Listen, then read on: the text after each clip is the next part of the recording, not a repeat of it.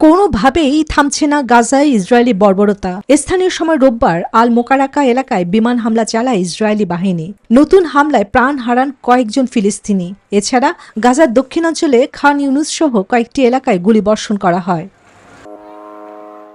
গাজার ভৌগোলিক বিভাজন আরও স্পষ্ট হচ্ছে। ইয়েলো লাইন নামে পরিচিত সীমারেখা ধরে পূর্বাঞ্চলে প্রায় 60% এখন ইসরায়েলি সামরিক নিয়ন্ত্রণে।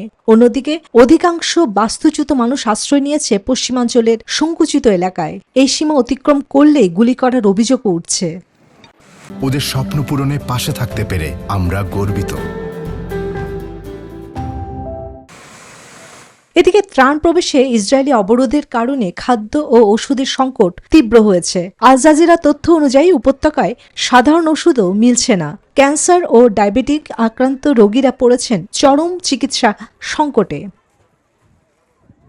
যুদ্ধবিরতি শর্ত অনুযায়ী প্রতিদিন 600 ট্রাক ত্রাণ প্রবেশের কথা থাকলেও বাস্তবে ঢুকছে মাত্র 150 থেকে 190টি ট্রাক।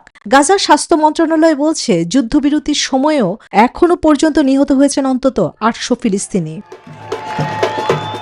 এদিকে ইসরায়েলি অবরোধ ভেঙে মানবিক সহায়তা পৌঁছে দিতে গাজার দিকে এগোচ্ছে গ্লোবাল সুমুড ফ্লোটিরার ইতিহাসের সর্ববৃহৎ নৌবহর। গত 12 এপ্রিল স্পেনের বার্সেলোনা থেকে যাত্রা শুরু করা এই বহর তুরস্কের নেতৃত্বে গাজাবাসীর কাছে সহায়তা পৌঁছে দেওয়ার অঙ্গীকার পুনর্ব্যক্ত করেছে।